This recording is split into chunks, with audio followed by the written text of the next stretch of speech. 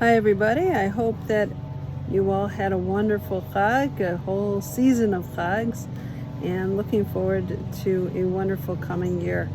This video is for the refuah shlema of my friend's son, Michael ben Fredel, and all the other brave soldiers who have given their lives and their bodies to keep us all safe in Israel and outside of Israel. All of us Jews depend on them.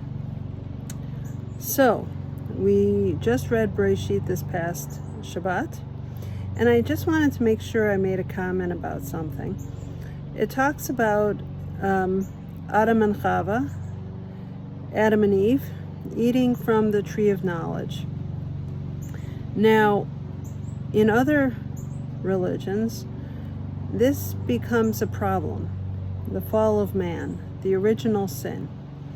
Now, I just want to make comment about that because that's not our way of looking at things. Judaism does not have the concept of original sin. It's not ours. There is no spiritual defect that comes to us because of it. Now, I wanted to comment about that because it's an important concept. That actually, in the disputation from 1263 by the Ramban, not Nachmanides, he was forced into, and this happened a lot in the old days, in the medieval times, where the Christian church would take, or I guess the Catholic church at that time, would take and force the Jews to have a debate about the religions, which one was correct and all that sort of thing. So one of the famous ones is by the Ramban in 1263. The King of Aragon was there even, and they talk about, I have an English translation, and they talk about the original sin. And something he makes a point of is he says this is not, original sin's not our Judaism. Because we know that because the curses that come to us from that is that men will be working the soil and women will have trouble giving birth. It'll be painful. Yeah, I mean, it's definitely not comfortable. But the punishments only, I'm just going to read from the Ramban himself. The punishments for this relate only to the body. Because my body comes from my mother, from my father and my mother. And when death was decreed for both Adam and Eve, they became mortal. All of their descendants became subject to mortality in a natural way. So these are physical curses that affect our physical bodies.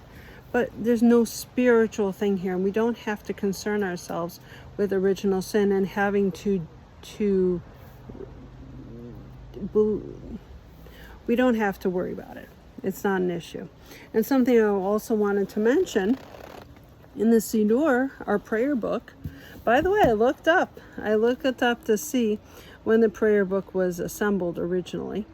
And I mean, there was prayer throughout the centuries, but the Siddur that we're used to, one of the first ones, was from 1538. I'm sure that, that's maybe the first one they found, but I'm sure there were prayer books before then. But that's what we're, the Siddurim we're used to, the prayer books we're used to. One of the morning blessings is where we say to God, Elohai neshama shanatata bi tohora hi, ata varata, ata yitzarta, ata navachta bi. V'ata mishamra b'kirbi, v'ata atid lila mimeni lachazra bila atid lavo. Kol zman shenshama b'kirbi, modeh ani lefenecha Adonai Elohai v'Elahei avotai, ribon kol ma'asim adon kol anshamot, baruch ata Adonai machazir neshamot lifgereim metim. What does that mean? My God, listen to the words here. The soul which you have given within me is pure. There's no spiritual defect here. You have created it. You have breathed it into me, and you preserve it within me. You will eventually take it from me and restore it within me in time to come. So long as the soul is within me, I offer thanks to you, Lord my God and God of my fathers, Master of all works, Lord of all souls. Blessed are you, Lord, who restores souls to dead bodies. And that refers to the time of the Mashiach, when the idea is that we come back in our bodies with our souls that served in those bodies. So we say every morning, God, you gave me a pure soul, and we're going to try and keep it pure. We're going to keep it clean. The soul itself is always clean, but when we mess up, it gets a little bit dirty on the outside. The soul is always clean. But, you know, it's like your clothes. Your clothes are your clothes, and they get dirty sometimes. You throw them in the wash. But the soul itself is always clean. Our bodies, you know, are like the clothes to our soul. So I just wanted to mention that.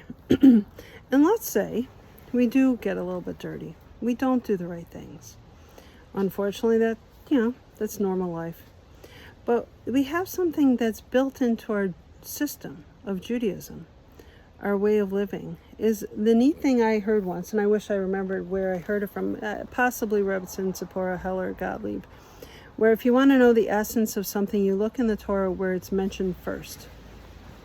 So since we're in the beginning of starting the Torah again, which is always exciting, now if you look, Bereshit, Genesis, is the name of the book, of the first book of the 5 books of Moses, but it's also the name of the first chapter. So now remember, before Cain kills Abel, they both give a sacrifice to God. And Cain's wasn't as fantastic as Abel's was, and God accepted Abel's, but not Cain's. So Cain wasn't so happy about it. So in Genesis 4, verse 5, okay, this annoyed Cain exceedingly, and his countenance fell. His face fell. You know, he was upset. So number 6, and God says to Cain, why are you annoyed? And why has your countenance fallen? Surely if you improve yourself, you will be forgiven. But if you do not improve yourself, sin rests at the door. Its desire is toward you, yet you can conquer it. So God's telling him, say, look, you're upset. You messed up. That's okay, but don't worry. If you work on yourself, you'll be forgiven. Let's just do tshuva. Key word is teshuva. Repentance. Really, it means returning to the real you. What you really are. Who you really are inside. So God is saying here, look, this is built into the system. Just because you messed up, it's okay.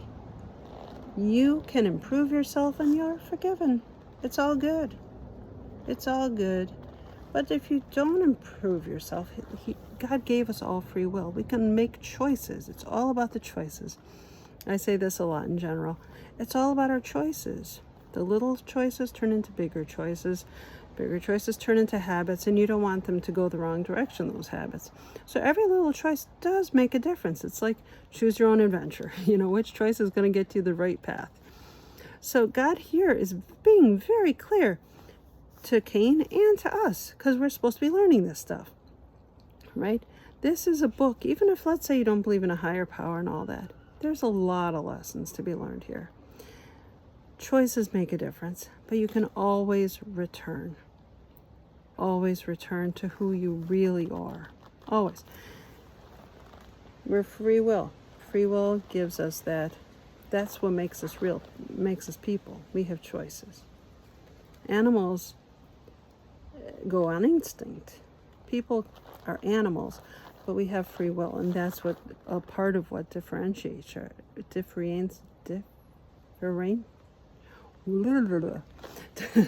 differentiates ourselves from the animals, is that concept of free will and making choices. So that's important. It's built into Judaism. It's built into our system that we can make a mistake and we can fix it. So the reason I bring that up is because that whole concept of original sin does not apply to us. That is not what we believe, because it affects our physical body, but not our spiritual self. We have no deficits. God gave us a pure soul, and we're supposed to do our best to keep it clean. Okay? So that's just important. I just thought that was an important thing, that there's always a way back to ourselves, because it's built into our belief system, Judaism's belief system. So that's it. I hope that you remember something. I found it. There's a place in Bava Metzia is a part of the Talmud, and it says the gates of tears are never locked.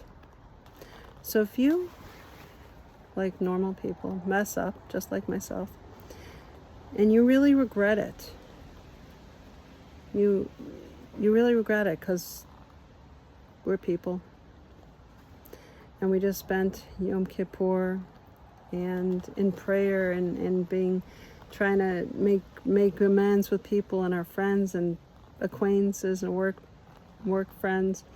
You want to make amends, and we mess up, we can still do it. Don't save it for Yom Kippur. We can make amends all year round. Teshuva is always open. All right. Shana Tova to everybody. Have a wonderful, healthy coming year. I hope it's a year full of blessing, and open blessing, and obvious blessing. And we should have peace in Israel and for all of us around the world. Take care.